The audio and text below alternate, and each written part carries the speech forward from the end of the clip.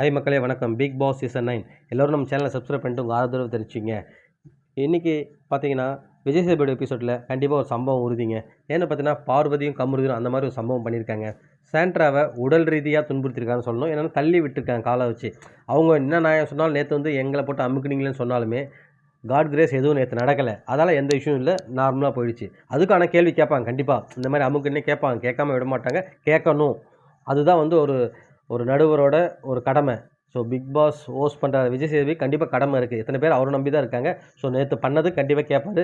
But இன்றைக்கி பண்ணது வந்து அது நேற்று பண்ணதுக்கு உங்களுக்கு பண்ணால் நியாயமானு சொல்லிட்டு கேட்பார். கண்டிப்பாக இதையும் கேட்கணும். சொல்ல முடியாது, மேபி அவங்க தள்ளி விட்டு அவங்க ஃபிக்ஸ் வந்ததால் மேபி 2 பேரில் ஒரு ஆளை வந்து எவிக்ட் பண்ணுறதுக்கு சான்ஸ் இருக்குது, இல்லை 2 பேரும் எவிக்ட் பண்ணுறதுக்கு சான்ஸ் இருக்குது. ஆனால் ரெட் கார்டாக இருக்குமான்னு தெரியல. இருக்கக்கும் வாய்ப்பு இருக்குது. ஏன்னா நிறைய வந்து சோஷியல் மீடியா வந்து பரவிட்டு இருக்குது ரெட் கார்டு கொடுக்கணுன்னு. இன்னொன்றுனா சாண்ட்ரா உங்களுக்கே தெரியும், அவரோட ஃப்ரெண்டோட ஒய்ஃபு. ஸோ அவரை நம்பி தான் வந்திருப்பாங்க மேபி.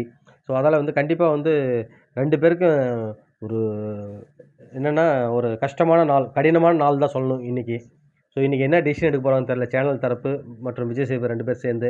ஸோ அவங்க எடுக்கிற முடிவில் தான் இருக்குது இந்த 2 பேர் இருப்பாங்களா இல்லை வெளில போவாங்களான்னு. ஆனால் உண்மையாகவே கொஞ்சம் மனசாட்சி இல்லாத மாதிரி தான் நடந்துறாங்க 2 பேருமே. அதுக்காக என்னென்னா அந்த சம்பவம் பண்ணிட்டாங்க, சரி ஓகே. அதுக்காக கொஞ்சம் வருத்தப்படணுங்க. அந்த வருத்தம் கூட கொஞ்சம் கூட இல்லை. அவங்க மாதிரி சிரிச்சிட்டு இப்போ டைம் 12:30 இப்போ லைவ் பார்த்துட்டு தான் இருக்கோம். ஸோ இப்போ வரைக்குமே பார்த்தோன்னா அதுக்கான குற்ற உணர்ச்சியை கொண்டு கூட இல்லாமல் பேசுகிறாங்க 2 பேருமே.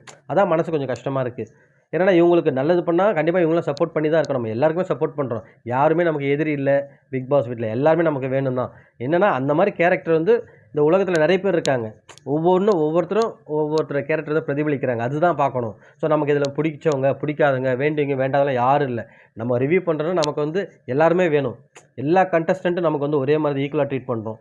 நமக்கு மேபி நம்மளுடைய ஹியூமன் மைண்டு வந்து யாராவது ஒருத்தரை பிடிக்கும். பட் அதை வந்து நம்ம ரிவ்யூவில் காமிக்கக்கூடாது. அப்போ தான் வந்து ஒரு நியாயமானதாக இருக்கும். ஸோ அதை மாதிரி தான் நம்ம பண்ணிகிட்ருக்கோம். ஸோ பார்க்கலாம் மக்களே, இன்றைக்கி என்ன நடக்குதுன்னு சொல்லிட்டு உங்களை அப்டேட் பண்ணுறேன் தகவல் வந்தோடனே. ஆனால் கண்டிப்பாக வந்து இன்றைக்கி வந்து பயங்கரமாக இருக்கும்போது டிஆர்பியும் பயங்கரமாக இருக்குன்னு நினைக்கிறேன். பார்க்கலாம் மக்களே.